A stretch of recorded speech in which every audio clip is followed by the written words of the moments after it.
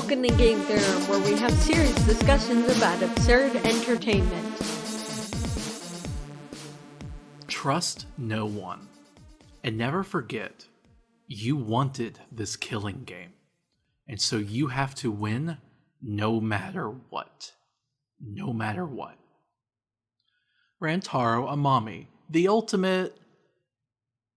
We'll get back to that. Today we're talking about Danganronpa. Again. Yes. We're doing our thing where we're trying to power through the Danganronpa stuff so that we can finally finish the series. Mm-hmm. I'm really excited to talk about it. Previously on our last Danganronpa episode, check it out if you haven't already. This is in a series. And last time we finally introduced the last game in the series, and with it, spoiler alerts, trigger alerts for everything. We said that at the beginning, right? Mm-hmm. We introduced the concept of the meta-narrative in Danganronpa. Yep. It's been hinted there from the beginning, but now we're going full on into it. Yep. And we're going to need a bit of an audio shorthand, because we can't explain that we're going in and out of the narrative every time we do it, since it's going to be happening so frequently. Mm-hmm. So what we're going to do is every time we're talking about the meta-narrative, we will say meta. Anytime we're talking about the fictional in-universe narrative, we'll say fiction. All right. And that'll be a shorthand for anyone listening to this on which story within a story we are talking about. All right. And as usual, we have the infographic and the executions linked in the description of the podcast. Mm-hmm. And we're just going to pick up on it because we left off right as the next generation, after the recovery of the despair event, is taking off. We've gone from post-apocalypse to post-apocalypse. Yep. Any thoughts, Kira? I'm excited to do this. Let's get started. Wow. By the way, just so you viewers know, the story of Danganronpa is literally 84 pages. It could be its own little novel. And this is summary. This is a very small summary. Do you have any idea what I would do for these deep dives we do in the documents I write for it? Like these little documentaries we do? What I would do to be able to make a living off of this. Mm-hmm. I know. It's only copyright that keeps you from, publishing this stuff.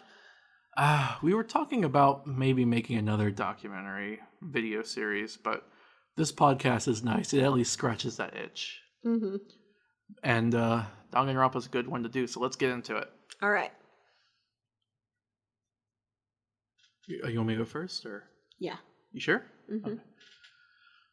Professor Itabashi rose to prominence as the leading expert in robotics when he created K1B0, an extremely advanced android built in the shape of a young man, complete with an advanced autonomous artificial intelligence that was designed with machine learning in mind.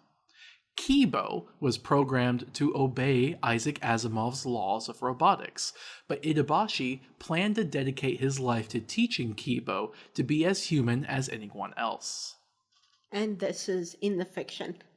Yeah, we're in the fiction. That's where we're starting. Yeah, all right. 6 AD, April 12th, Kaido Momoda was born, though he was soon being raised by his grandparents. April 18th. Anji Yonaga was born on Atua's Island, which was said to be a small island paradise in the Pacific Ocean. However, the island was smaller than it had been prior to the tragedy due to the rising sea levels brought about by climate change. May 10th. Thanks, Kazuichi. May 10th, Kurumi Tojo was born. June 21st, Kokichi Oma was born, but he became an orphan and was raised in an orphanage. Fucking Kokichi. July 1st, Ryoma Hoshi was born. July 31st, Korekiyo Shinguji was born as the younger brother to his sister. August 15th, one of Junko's clones was born. Instead of being aged immediately like past clones, she was kept as a baby to be raised normally by another Junko who taught her to be just like her. The baby Junko was a backup, and she was raised under the false identity as Sumugi Shirogane until it was her turn to play the part of Junko. What is this actually in the fiction, or are you just speculating this is how they did it? I mean, you might call it speculation, but think of it as a narrative theory, and I could back my theory up with this narrative.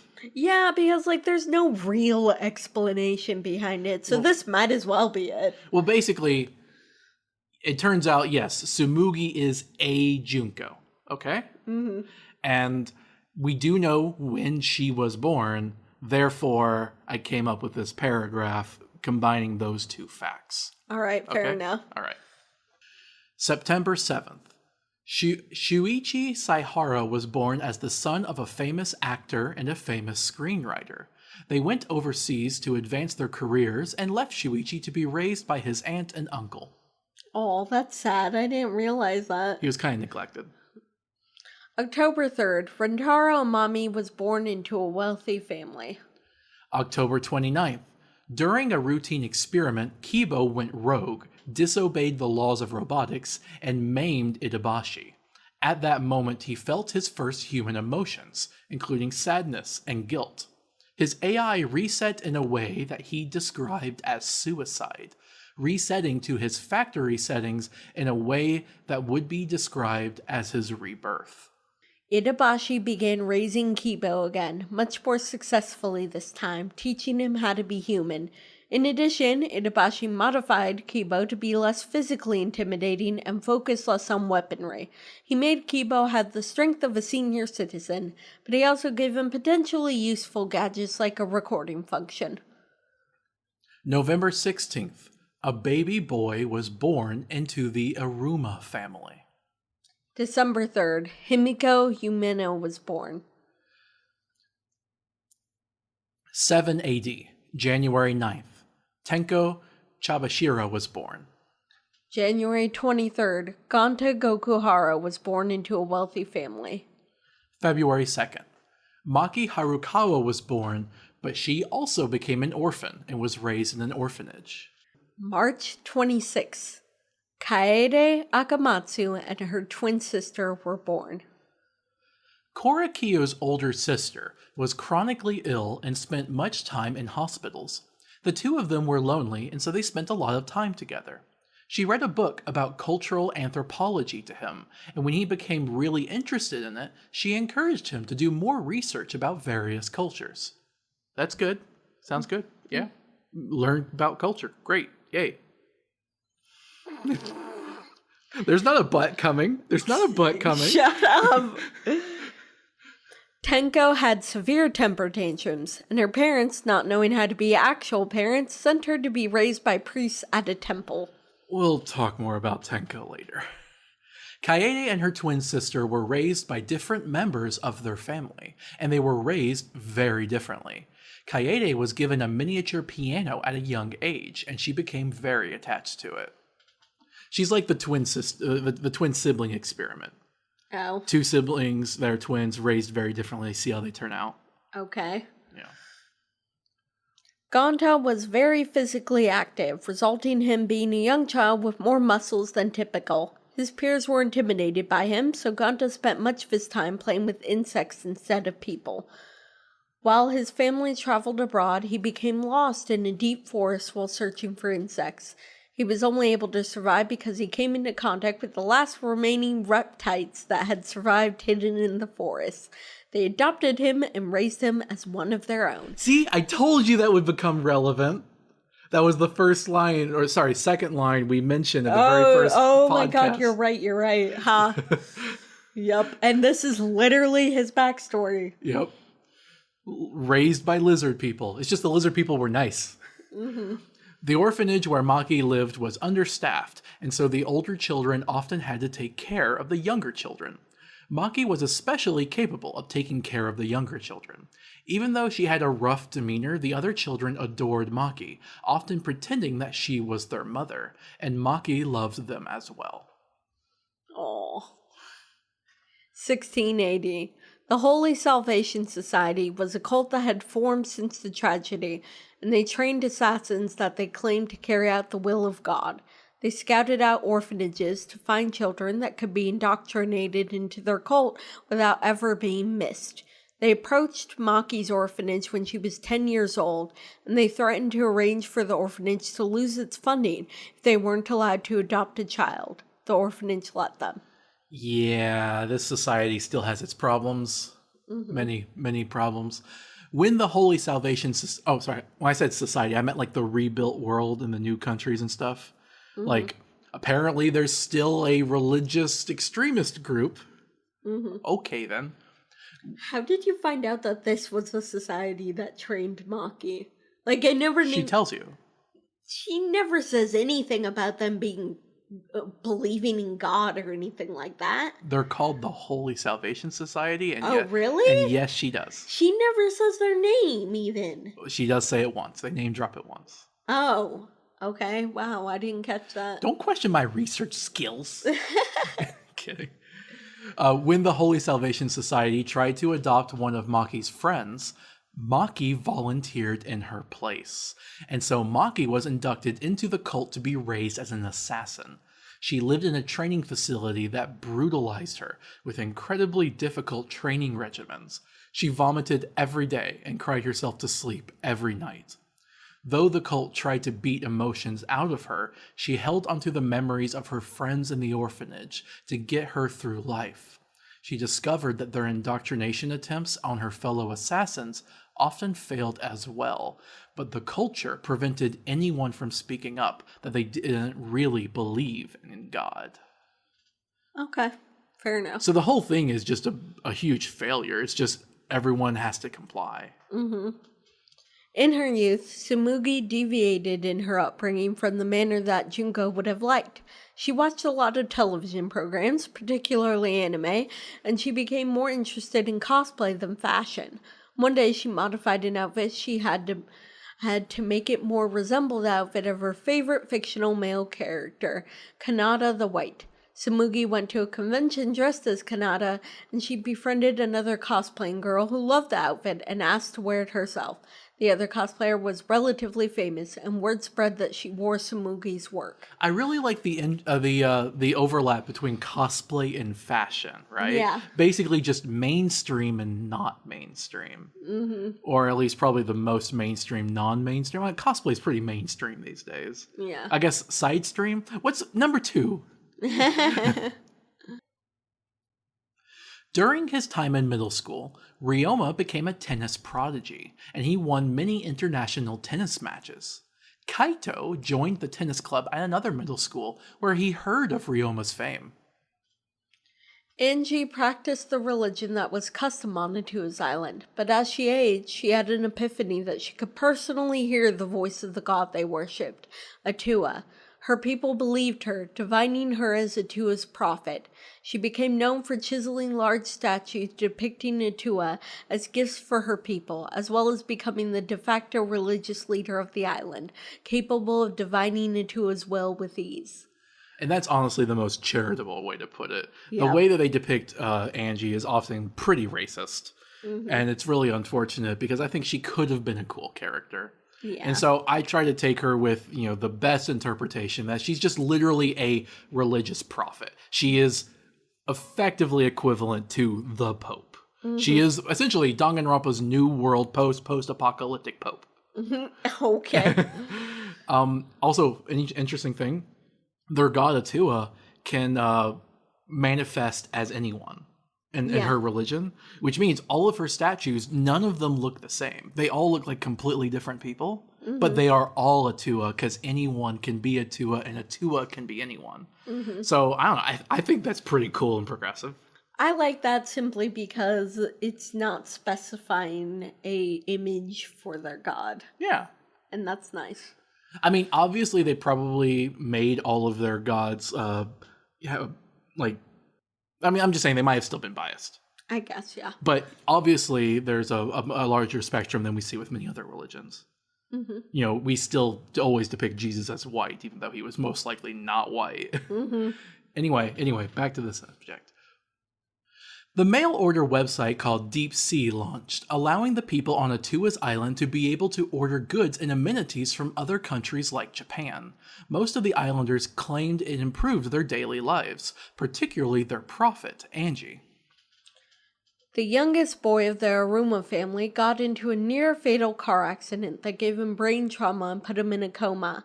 After surviving his surgery, he awoke and found ideas for inventions bouncing around inside his mind, becoming a sort of savant. Savant. After surviving his accident and becoming an inventor, the Aruma boy began thinking back to how he had almost died, and he reconsidered his life. He decided that the surgery must have made him smarter, augmented him somehow, and he began calling himself an augmented human. He used his intelligence to also decide that he didn't want to be a man. He wanted to transition to be a woman, and so she did. She changed her name to Mew Aruma. This is totally your headcanon. No, that it is she's not. Trans. It is not. It can be supported through text. She literally says that she has testicles. Wait, really? Yes. I did not know that. She's a potty mouth, okay? She says some really crude and vulgar things throughout the entire thing. And she is, honestly, she's sexy, right? Mm-hmm. And honestly, people love her. She's a really popular character, and I don't think the Danganronpa does her justice. Mm-hmm. But I like her as a character too. And yes, there is supporting evidence that she is trans. Because if there's one thing she always was, it was honest. About at least honest in the way she saw it. And like she's upfront about the fact that she thinks she's smarter than you. Mm-hmm. Honestly, I think what really happened with her saying those words for male anatomy all the time as, like, insults and stuff is that they chose those words over any words for female parts because that is way more bad to say. I mean, you have a point because, like, literally social media sites censor more female anatomy words than male anatomy words. Mm-hmm. But, reference our Death of the Author podcast, it doesn't matter. She is honest with almost everything she says. At least, I'm not saying like what she says is always correct, but she believes it to be true. So when she talks about her anatomy, if you think she's lying, I just get out of here. I don't have time for you. I like it. Mew is trans. I like it, to be fair. Yeah. I do really like it. And I have no patience for the creator of Danganronpa. We talked about this guy a lot. Yeah. His name is Kadaka. And by the time of this game, he had really essentially monopolized control over the series. Mm-hmm. And we will talk more about him later with the meta-narrative. But I do not have kind words to say about him. And I'm sure he didn't intend to do this. And I also do not care. Death of the author, Kadaka.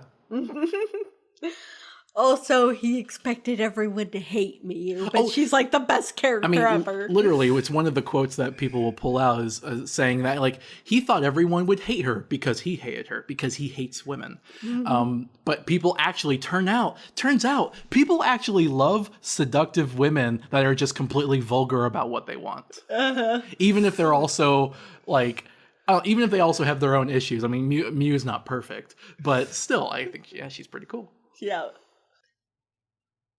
Tenko's greatest influence at the temple in which she lived was the head priest who acted as her master. She was taught the martial arts of Aikido to discipline her.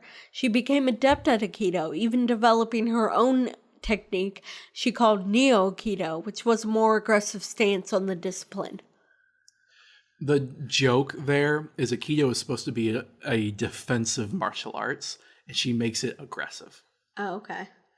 However, Tenko's head priest was a creep with ulterior motives to twist Tenko into an anti-feminist stereotype.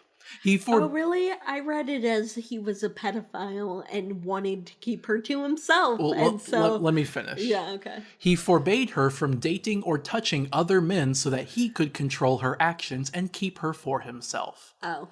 Tenko, being a lesbian, went along with his commands without realizing the context. He took her on excursions where they donned social justice warrior masks and fought crime against sexual predators. In addition, he manipulated her into despising all men except himself. What a piece. What a terrible person. Okay, so what Kadaka did as a sexist was he made this character Tenko to be an anti-feminist stereotype, effectively a social justice warrior, right? Mm-hmm. Literally, that's even what her alter ego superhero was called. Ugh. And he also was like, well, I have to give a narrative reason for this, right? I have to give a narrative reason for why she's like this. So in Tenko's backstory, she had a creepy master that made her this way. Mm-hmm. So great job, Kadaka. Your self-insert is a creepy piece of crap just like you are. Maki's first mission had her assassinating a man in a cosplay convention, but she failed when she was swarmed by people mistaking her for a fictional character. She became more proficient in her job, killing anyone the Holy Salvation Society told her to kill without asking any questions. The heiress to a Yakuza clan, as well as a mistress associated with the gang, were some of the targets Maki killed. Wait a sec! Heiress to a Yakuza clan? That's not who I think it is it? No, they're long dead. Oh, okay. I mean, well, okay, unless Fuyuhiko had kids. It's possible. Yeah, okay, sorry. I was just freaking out. It's possible. Yeah. After all, like, for all we know, Fuyuhiko's the only surviving member of the Yakuza minus any progeny that he had. I suppose so, yeah. Yeah. But he was also on an island, so who's to say? Mm-hmm. After spending 10 years with his reptite family, Gonta decided he wanted to reunite with his human family. He loved his reptite family very much, and they had taught him about bugs to an amazing degree, much to his excitement. They worried, however, that humans would attack them if they were discovered. Gonta reassured them that he would just claim that he had been raised by wolves, and so Gonta left. So he calls his reptite family his wolf family because he doesn't want to reveal that he was raised by lizard people. And he doesn't want to expose them to the outside world. But even then, people are like, wolves though? That's still not normal. Gonta returned to his human family, but they were judgmental of what they perceived to be his wild behaviors and mannerisms. In response, Gonta dedicated himself to be the best gentleman that he could be for the sake of his human family, and he hoped that in doing so, his human family would acknowledge the entomology teachings of his reptile family. Honestly, Gonta is so sweet. Yeah, he just wants his families to get along. Kadaka always makes the big muscle men such teddy bears. I know. 21 AD, April.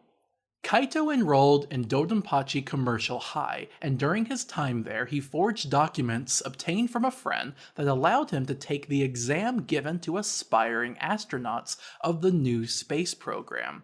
He became the first teenager to pass the exams, and the officials were so impressed that they allowed him within the space program as a trainee. Mm-hmm. Angie moved to Japan and enrolled in all kinds of stuff high school as an exchange student because she wanted to see the world and spread the will of Atua. Kurumi enrolled in Milky Way High School, but she had a part-time job as a maid and as a servant. She didn't just clean, as she gathered a reputation for being capable of carrying out any job. She even worked as a maid and bodyguard for foreign heads of state that visited Japan. Mm-hmm. The names of these high schools are so fucking weird. Is it just what they translate to? I just think it's a translation thing. In Japanese, a lot of words are like Light from Death Note, right? Mm-hmm. His name is Light, and that is a name, but it also literally translates to the word light. It's like a double entendre in their language. Yeah, but it's spelled with the characters for moon. Well, it's kind of like it's true in English and other languages as well, but it's more detached. Like Kyle is a name used so often that we forget that a Kyle refers to a narrow strait of water between two larger bodies of land. Oh, really? Yes. But Of course you would know that. You looked up your name. Yes. Yeah. But, like, imagine if that was a common thing in our vocabulary. Yeah, okay. Right?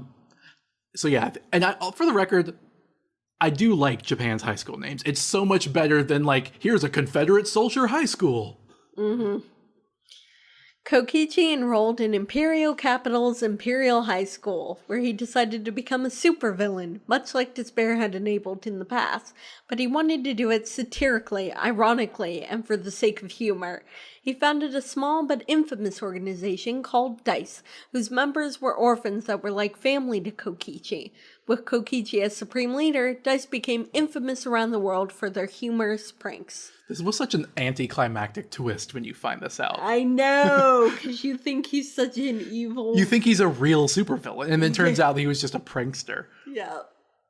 Ryoma enrolled in Fog Heights High School, where he continued to be an internationally famous tennis player. When Korikiyo enrolled in Sunset Hill High School, his sister fashioned a unique outfit and uniform for him, inspired by a culture he particularly admired, World War II Imperial Japan. Red flag, red flag. Korikiyo loved it and wore it any time that he could, but he began to take advantage of his sister's kindness. He claimed to have fallen in love with her, and he raped her often, deluding himself into thinking the incestuous relationship was mutual. Yes, and literally, they don't acknowledge this at all. In the entirety of Danganronpa and Danganronpa V3, they talk about how Korikiyo loved her and she loved him back, but you only have his word for it, and he's clearly deluded. She was also, by the way, bedridden in a hospital. Yeah, and that's also not to mention about later. Well, yeah, we'll get to it, but it's made very clear that she did not, in fact, love him, and that when his claims are lies. Anyway, so yeah, he's a rapist who loves Imperial Japan. He's a fascist. Great. Tsumugi enrolled in Lily Rose Girls Academy, and she spent most of her time crafting outfits for the purpose of cosplay. She usually wore just plain clothes, preferring for other cosplayers to wear and display her outfits. She became known for having purist opinions about cosplay, criticizing anyone that tried to make money doing it, or anyone who tried too hard to perfect it. Her insistence that cosplaying as real people was unethical led to her contracting a viral psychophysiological condition she called cospox that prevented her from ever doing so without turning very pink in skin tone. So first of all, cospox is not a thing. Yeah. But she thinks it's a thing, and so she gets a reaction, and that's plausible, right? Also, she's essentially a fandom elitist. If we met her and she was like a fan of Danganronpa, we would hate her because she would say we're not appreciating it in whatever way she thought was right. Yeah. She would say calling out Kadaka is not appropriate. Soichi enrolled in Springfield Academy, and he started working as a part-time assistant to his uncle's detective agency. He didn't want to be a detective, but he went along with it. Rantaro enrolled in Hope's Pass High School, but he took a vacation with his entire family on a boating excursion. When he reached the port, he got off the ship and went on an adventure, but his youngest sister followed him and got lost. Rantaro blamed himself, and he decided to not return to school, but to instead continue adventuring around the world until he could find his lost sister. Professor Itabashi insisted that Kibo enrolled in his school, Itabashi Industries High School, so that he could effectively learn to interact with other students his age. Kibo was nervous and feared that he would be judged for being a robot, coining the term robophobia. Yeah, the way that they use robophobia is like they belittle it as if it's like a made-up thing. But let's be real, if a robot became intelligent, robophobia would become a thing. Yeah. Like, unless like robots... People can barely tolerate other people, let alone someone who they could plausibly say it doesn't count as a person. Yeah. Miu enrolled in Shinmei Industries High School, and by this time, she was on her way to becoming a sexy and sex-positive woman, though she still had a few years to go. She made many inventions for whatever odd purposes she desired. She made one called eye drop contacts, which were hugely successful. However, she didn't find them particularly exhilarating, so she just sold the patent rights to a company and cashed in on them to continue making inventions she actually enjoyed making. Yeah, she is awesome. I just really like her as a character. Yep. She's probably like still an early transition because she's just entered high school, right? Mm-hmm. It's going to be probably a few more years until she's a full adult. Mm-hmm. Himiko enrolled in Dreamforce Girls High, which may have had something to do with her strong love for magic. Because of that love, she attended a famous magician show, where she asked to apprentice with the magician so that she could perform magic too. Tenko enrolled in Stone College Prep High School, where she continued her practice of Neo-Aikido. Gonta enrolled in St. Mountain Academy, where he refined his skills as an entomologist. He advanced the scientific field considerably, even in identifying a parasitic worm that was the cause of an epidemic, saving many lives. When Maki became old enough to enter high school, the Holy Salvation Society cut ties with her and let her leave the cult, as they preferred to torment young children only for their sinister purposes. Maki enrolled in Braveheart Hall High School, and she returned to her orphanage to reunite with her friends. She found out that her friend had long since died, having herself sacrificed her life in a car accident to save a child. Maki followed her friend's example and decided to continue her assassin life, but exclusively for the purposes of protecting and providing for the orphanage. So now she's a freelance assassin. Mm-hmm. Also, like, she literally, like, you hear stories about, like, women aging out of, like, the movie business or whatnot as actresses. She aged out of being an assassin. Really? Because of how creepy this cult was. As a teenager? Yeah, because how creepy the cult is. I didn't realize that this happened. I thought that that after her indoctrination, she was allowed back and she still took jobs from them and stuff. I didn't realize that she cut ties with them. Well, now she's freelance. Okay. Kaede enrolled in Shining Star International High School, where she refined her skills as a pianist. She performed her talent around the world in front of important figures, other famous pianists, and even a king in Europe. 22 AD, February. Shuichi's first unofficial case as a detective occurred when his classmate asked him to retrieve her pet baby alligator. He had to do a lot of research, mountain climbing, and river wading, but he found it. In return, she gave him a platonic Valentine's Day card that thanked him. Mm-hmm. Shuichi's first official case as a detective was an infidelity case, which he solved easily. He solved many more cases until he came upon a tough murder case. Someone had tricked a family into killing themselves. A surviving member of the family killed the trickster in revenge. Shuichi solved the case and apprehended the murderer, but he couldn't help but feel regret and that the murderer had been just. Shuichi began to fear revealing the truth and his own talent as a detective. Yeah, like, he focuses on the concept of truth and that the truth may be scary and that maybe he shouldn't uncover the truth because maybe things are better off without the truth uncovered because that murder had been just, right? Mm. But he doesn't, I feel like he misplaces his anguish. You could just be mad at the law. Yeah. Right? Yeah. Like, whatever. Korakiyo's sister died due to complications relating to her trauma or chronic illness. In his grief, he began killing any girls that he felt could have been friends with his sister, in a deluded attempt to have them join her in the afterlife. He became a serial killer with the goal of killing 100 young women. Korakiyo traveled around the world, claiming to want to see cultures around the world, when its true motive was to kill young women of different races, cultures, and nationalities in a demented kind of collection. While traveling, indigenous people ambushed Korakiyo and tortured him, but he just barely managed to escape. Oh yeah, they make out this torture like a traumatic thing he experienced, but you later find out that, oh no, he actually deserved it. Like, did he kill a member of these? Probably. Okay. Yeah. I mean, he was a a sexist femicide or serial killer, right? After his near-death experience, Korekiyo appropriated the concept of the Buddhist tulpa, where he claimed that the spirit of his sister had returned to him. He acted as if she possessed him and was another personality inside him. He wore her lipstick at all times, but he covered his mouth with a mask for times where he wasn't speaking for her. Now look, I don't want to denigrate on the idea of tulpas, or if any Buddhists listening to this, or any plural people that are actually like multiple entities in the same body, right? I don't want to belittle that at all.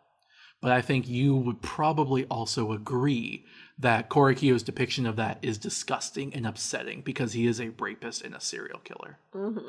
And like, they had done this before with Toko and Genocide Jack, but they really made them like full redeemable characters, right? Like even Genocide Jack's like, I'm not going to kill people anymore. And even then I only killed like bad guys, you know, I kind of.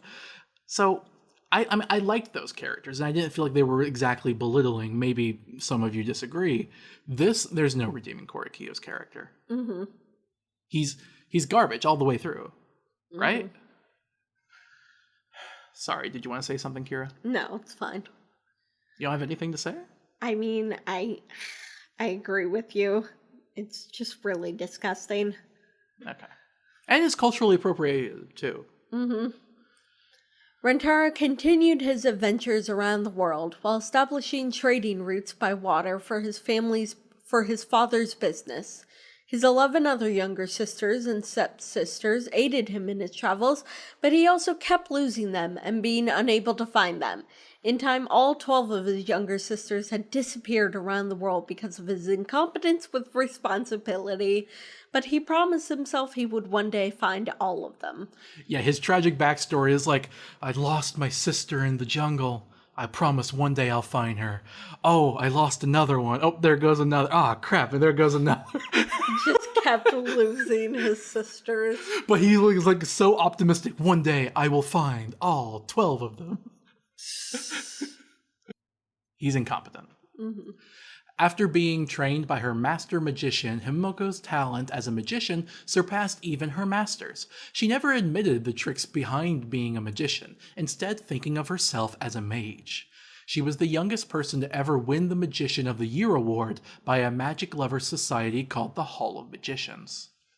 However, Himiko's master became insecure about his talent when Himiko surpassed him and was accruing massive audiences that only wanted to see her.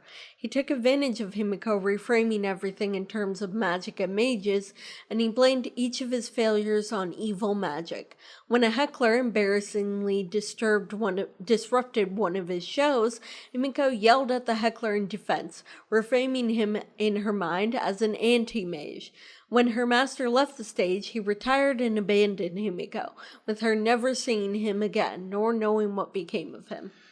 Yeah, that's sad. Basically, Himiko knows that magic isn't real, but it's something she wants to believe so hard that she kind of tricks herself into believing it.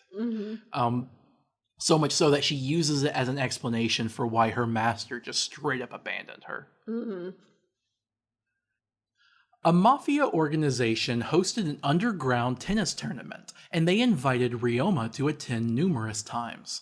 Ryoma eventually did attend and began participating in the matches, but he soon discovered that the mafia had fixed the matches so that Ryoma would win and were making money off rich people that gambled on the matches. When Ryoma went against the one pro tennis player who he had yet to defeat, the mafia told him that he was supposed to lose the match. Ryoma instead beat his opponent, becoming the best tennis player in the world. The mafia lost a lot of money and their reputation among the rich gamblers, and they responded with revenge. The mafia massacred Ryoma's family, but Ryoma hid his girlfriend away. Nevertheless, the mafia found her and killed her as well. The only family he had left was his cat. Oh yeah, Ryoma. Ryoma's entire life is tragedy, and his like one thing is like, well, I'm the best tennis player. He didn't know he was making that decision, obviously, but because he chose to be the best tennis player, he lost everything else he cared about, and like he really regrets that. It's why he doesn't care about being a tennis player when you meet him in the game. Ryoma got revenge on the Mafia by killing their leaders with a custom tennis ball made of steel. Despite the extenuating circumstances, he was arrested and incarcerated in a prison in Japan, and he was put on death row, as Japan once again practiced capital punishment on murderers. The state of Japan took his cat away. While incarcerated, he was forced to endure the sexual assault still prevalent within the system. Wait, what? How'd you find that out? Rape jokes is how I found that out. Oh, great. Yeah. Thanks, Kadaka. Hope's Peak fought Japan's prison system, and Makoto was able to get Ryoma out of prison and off death row. He recognized Ryoma's talent and wanted him as a student. In addition, Makoto had been admitting students with recycled ultimate talents for some time, and Soichi was the latest example, sharing his talent with that of Kyoko and a few others since. Kaede had been scouted for the purposes of entering the Juilliard School in America for her musical talent, but she chose to accept Makoto's offer for Hope's Peak instead. Oh, Juilliard is literally the music school in America. But Makoto, he's... Well, she probably also didn't want to leave to America, to be honest. I just like that Makoto's like the one old-time character besides Junko who gets mentioned in the backstory here. 23 AD, April. The next class in the new Hope's Peak Academy was especially promising, and it consisted of Shuichi Saihara, the ultimate detective, Kaede Akamatsu, the ultimate pianist, Kaito Momoda, the ultimate astronaut, Maki Harukawa, the ultimate assassin, Himiko Yumeno, the ultimate magician, Tenko Chabashira, the ultimate aikido master, Gonta Gokahara as the ultimate entomologist, Korikyo Shinguji as the ultimate anthropologist, Kurumi Tojo, the ultimate maid, Miyu Iruma, the ultimate inventor, Ryoma Hoshi, the ultimate tennis pro, Kokichi Oma, the ultimate supreme leader, Anji Yonaga, the ultimate artist, Rentaro Amami, the ultimate adventurer, Kibo, the ultimate robot, and Smugi Shirogane, the ultimate cosplayer. During his time in Hope's Peak, Kaido was quite popular, and he was known to have famous sidekicks in school, including a star baseball player, a Nobel Prize-winning engineer, and a pop star. What's that from? He just mentions it. It's one thing in his backstory. He's the only one to really talk about his time at Hope's Peak to any real extent. Oh, okay. At least at this point. Meta.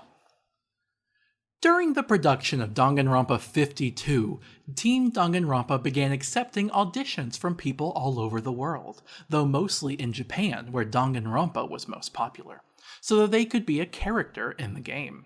One of the recorded auditions that was chosen belonged to Rentaro Amami, who auditioned in the hopes of becoming an ultimate adventurer. When Danganronpa 52 was released, Rentaro was among the 16 people whose minds were altered to play the roles of 16 students with ultimate talents, and fictional backstories were written for each of them. So if you're understanding this correctly, the fiction predates the meta, right? So essentially, Rantaro is both the character and the actor, because the character was named after the real actor. And the actor is going to be taking on that personality, and the backstory is retroactively written. Just like, you know, you load up a video game, and the backstory has already happened for those characters, even though you only just loaded up the game. Kind of like that, right? Yeah. Fiction. After that class was accepted into the new Hope's Peak Academy, some of them fell into a trap and had to participate within another secret killing game. The killing games were not known to the public, but this was the 52nd one to occur. Junko Onishima the 52nd hosted it, and she forced the participants to kill each other. Rentaro, the ultimate adventurer, was one of the participants. In the finale of the 52nd killing game, the last two surviving students were forced to choose between two outcomes. They either had to sacrifice themselves, along with Junko, for a hopeful outcome in their world, or they could choose to not sacrifice themselves and let their world fall into despair.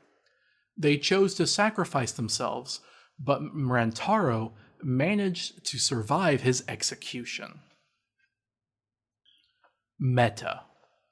By this time, Teen Danganronpa had effectively established a pattern when it came to survivors of the games. Characters that survived could transition back to the real world to live lives of fame and fortune, but often characters would be reintroduced to participate in another game.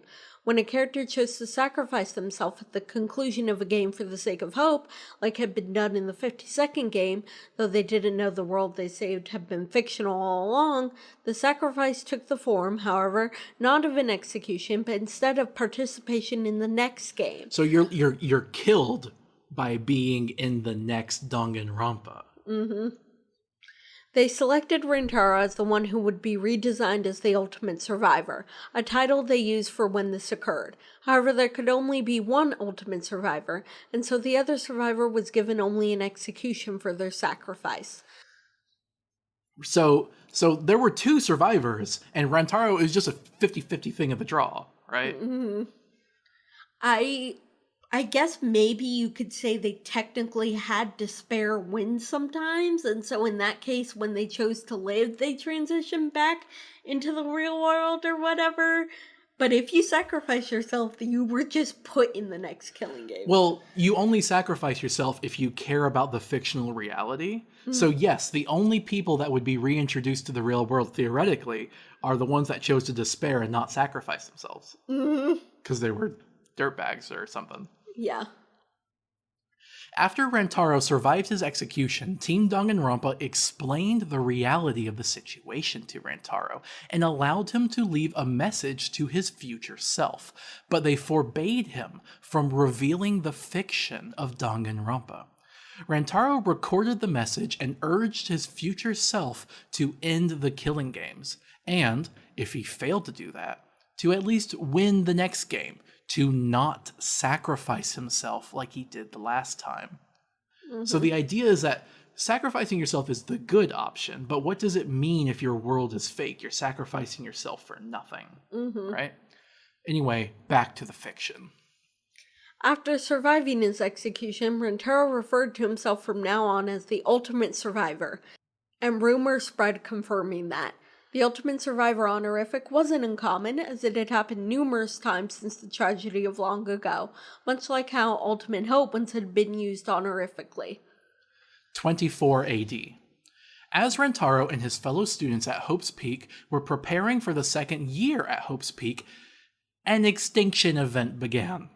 The Earth passed through a heavy interstellar cloud, which resulted in numerous meteoroids impacting the planet, and it would only be a matter of time until the entire planet was battered into extinction.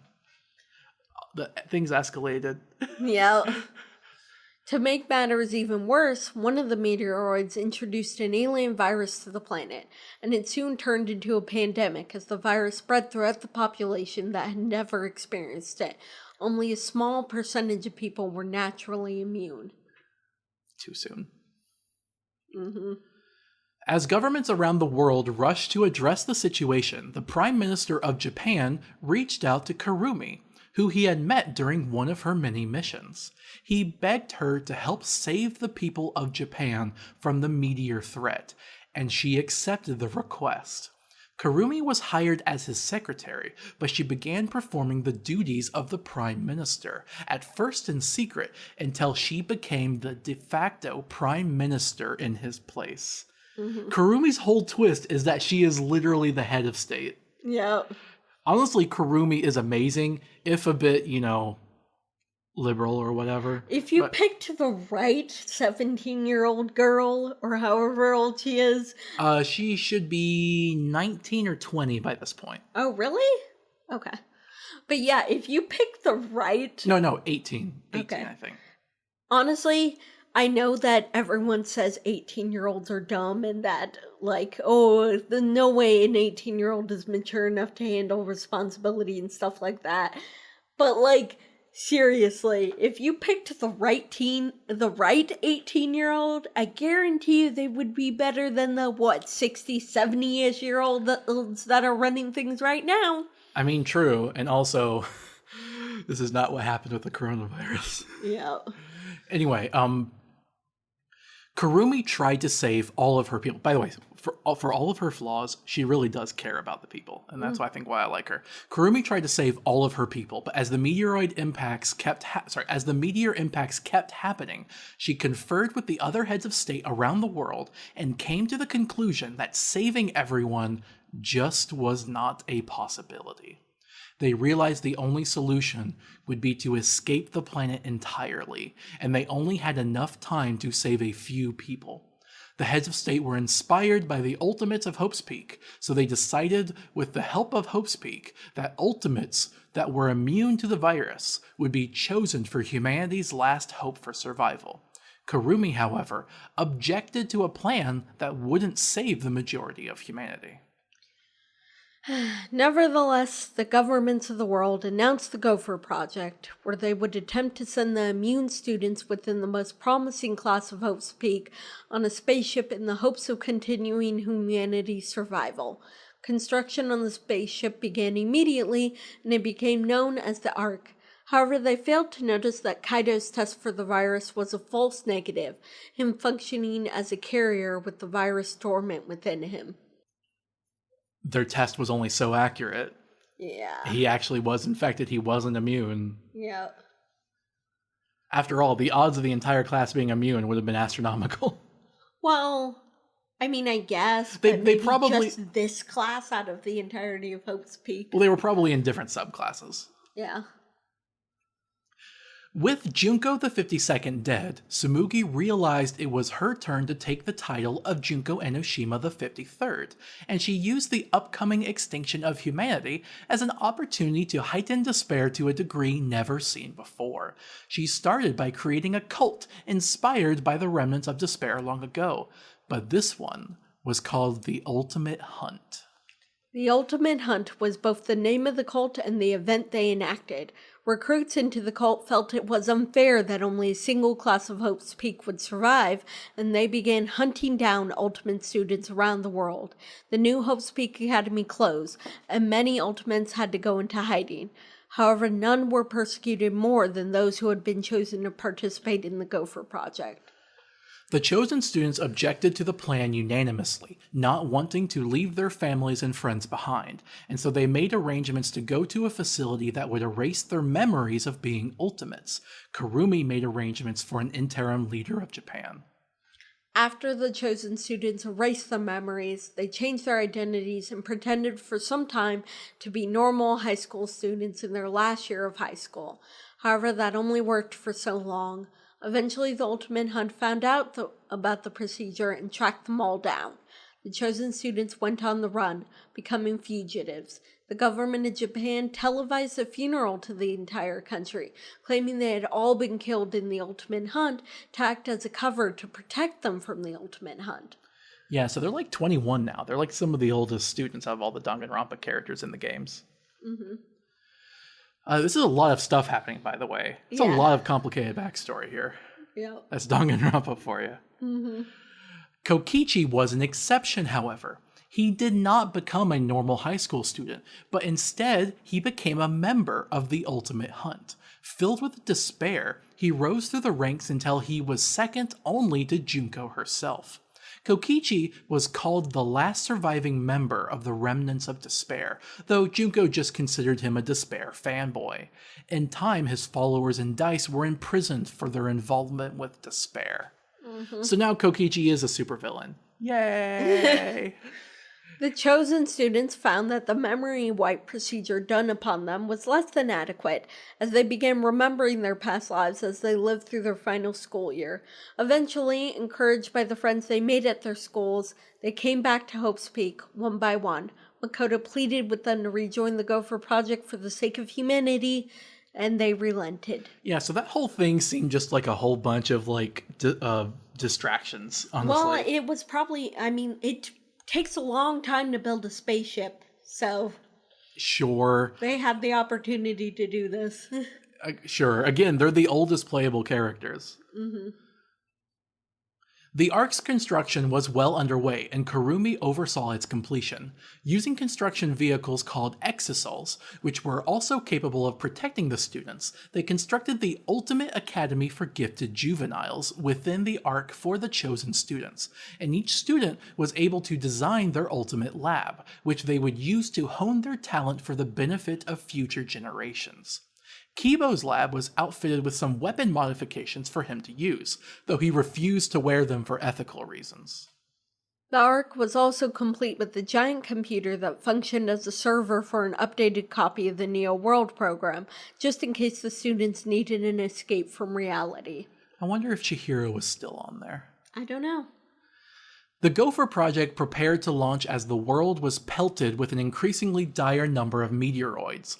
Despite Hope's Peak having rebuilt its reputation, the governments of the world did not realize how much societal baggage many of the chosen students had brought with them, nor did they realize that Junko and a remnant of despair were among them. In fact, Junko and Kokichi managed to sneak the most advanced Monokuma unit ever built onto the Ark. He was called Mother Kuma, and he was capable of birthing constructed, fully autonomous Monokuma units with their own AI tailored specifically to the Monokuma character that Junko had originally devised. In addition, Junko's extensive history with wiping and learning memories had resulted in more efficient technology to accomplish the feats. She had blackout lights to wipe people's memories and flashback lights to let them regain them. After stowing Mother Kuma and those lights in hidden chambers on the Ark, she returned to her default identity as Tsumugi, with none of the other students knowing what she had done. The Ark launched into space, escaping the carnage on the Earth, leaving the people of Earth with only the hope that humanity would survive through whoever ended up being chosen to be on the Ark. After the Ark set course for a planet that seemed a likely candidate to be habitable outside the solar system, the students put themselves into cryogenic pods that were set to wake them upon arrival.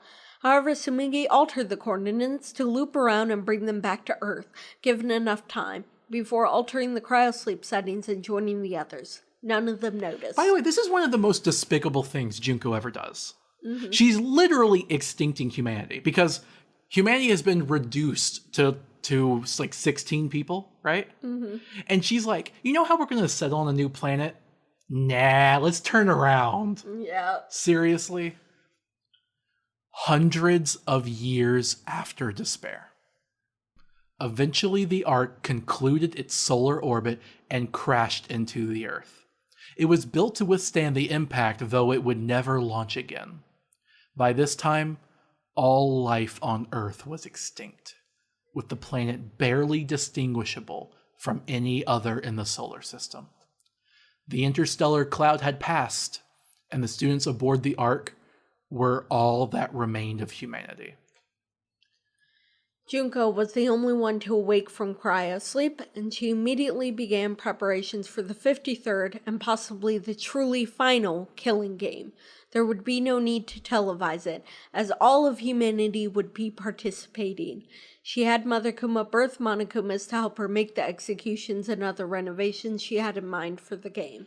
In addition, Junko designed 5 new alterations of Monokuma to act as his minions for the upcoming game: Monotaro, Monophony, Monodam, Monosuke, and Monokid.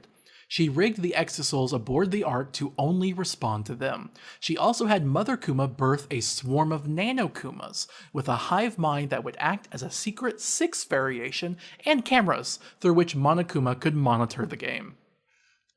Monokuma also rigged the computer with the Neo World program to instead be a mental death trap that would be only for virtual torment, as his way of preventing students from escaping into the virtual world. He called it the Killing Game Simulator. Crap, because that's what I would have done. I would have tried to escape in there, and he thought of that. Once most of Junko's preparations were done, she had Monokuma let the students out of their cryopods. Monokuma revealed that the Ark had failed and that they were the last of humanity. And then he shined blackout lights on the other students to erase their memories. Junko had flashback lights where she planned to give them their memories back during the course of the game. She then left the students in some random lockers around the academy and reprised her role as Tsumugi once again. And the game begins. Yep, that's where we're going to have to end it for now. Mm-hmm. But that's essentially the lead up into Danganronpa V3. Mm-hmm. And that was a lot. Yep. We don't really have much time to comment on everything. We can talk more next time, I guess. One thing that's interesting is Monokuma is now fully autonomous. Yeah, I know. Whereas before Junko was like puppeting Monokuma or being like a virtual AI within Monokuma, they are now two separate entities. They have like diverged and speciated and evolved into two separate characters. Mm-hmm. Even though one is based on the other. Yep. I think that's interesting. Mm-hmm. Anyway, we'll continue this, in 6 weeks? Anyway, we should be getting close to that. I'm thinking maybe 2-3 more episodes. All right. I'm really excited. Okay. Awesome. We're gonna crap on Kadaka some more though. Of course. It's gonna get worse. Yep. But I'm not gonna deny though that he was probably a good writer in some respects who just had some extremely horrible biases. Mm-hmm. Because I do think the series ends off on a good note, so I'm looking forward to that. Yep. All right, bye. Bye.